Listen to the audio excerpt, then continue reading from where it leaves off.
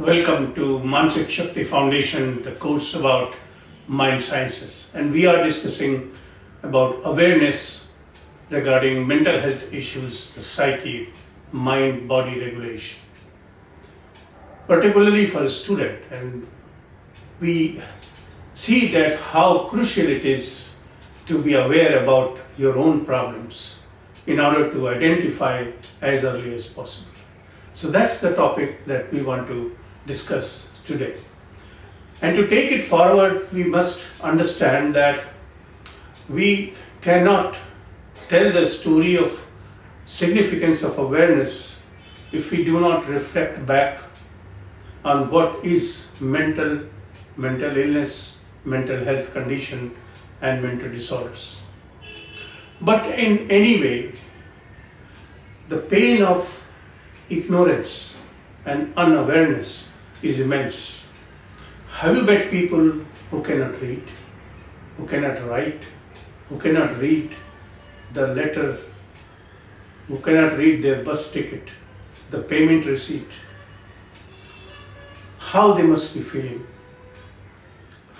I know people from my own family who were illiterate, but their pain to observe their children studying and not being able to understand where they study was vividly written on their face, producing undue anxiety, irritability. And time and again they question, why is it that they were illiterate? Now that we know everyone around us is literate, they go to school, colleges, and the facilities have increased, it is hard to imagine what it is to be unaware. But just imagine that your doctor says that read the prescription and take the tablets, and you don't know what does he mean. Similarly, when patients come to us and we ask them how long you are suffering from, and they say 2 years, 3 years, 4 years, and we ask, why is it that you have not come earlier? Doctor, I did not know. I was not aware. I was ignorant. What is the cost of ignorance? Continuity of illness? What is the consequence of illness? Conversion of low-risk conditions to high-risk conditions? What is the cost of ignorance? Making a situation untreatable and landing up in the trouble of disability, dysfunction, unable to lead your life the way you want. I think the time has come that I think the time has come when you need to take control of your own awareness, not depend upon your family doctor and anyone else. There is no one else about you except yourself. And therefore, the knowledge of mind sciences will empower you to recognize your problems. So let's reflect back why people are ignorant, unaware, feel stigmatized, remain in denial about number of issues related to mind. Well, it is true from historical times that some people used to become severely mentally ill. There was no option but to isolate them from family, from society, keep them somewhere else. And those safe places were called mental hospitals, institutions. And these patients used to live there for a long number of years. Some people used to develop severe mental illness. And there was no mention about minor common mental disorders in good old days.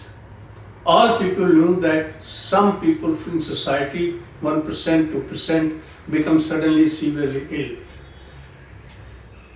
Mind it, this used to happen despite beautiful concept of health given to us from Vedic literature, whether it is from Patanjali or from Kundalini Yoga, or various philosophers of medical science. They all emphasize that health is a composite consequence, comprehensive entity of physical, social, mental, and spiritual well-being. They all emphasize that mind governs. If mind is not well, body will not be okay. If the body is not well, mind is going to be symptomatic. Despite this philosophy, we drifted away. We could not carry forward the good thought about concept of health. Then what happened? Those who became sick lost their employment, were out of family. They were married and lived a single's life, became economically dependent and were deprived of their civil rights. They used to be managed by others. They needed a caretaker. Incidents of trauma, violence, suicide became ugly faces of mental disorders. Those who used to become sick received no treatment. In fact, there was no effective treatment prior to 1930s, 40s. Our first effective drug, chlorpromazine, was made available to us in 1955. Thus, isolation and making arrangement for safety of other citizens and family members was the only option. Today, effective treatment is available. Still, we have not succeeded in providing early intervention, access to care to all, each and everyone suffering from a mental disorder. In Western countries as well, more than 25% people have no access to psychiatric treatment. Leave alone the situation in our country, where treatment gap is more than 85%. That means that if 100 people are sick, only 15 to 20 have direct and easy access to care. Mental hospitals, rehabilitation centers, and long-term hospitalization institutions still exist because there are some people who have to be isolated. Success stories of treatment are lacking. Those who became functional, those who became all right with psychiatric treatment never spoke, never participated, never tell their story to others. Consequently, fear and scare of losing one's mind and its consequences continues. This is the story of mental disorder, which has given an impression about stigma and unawareness.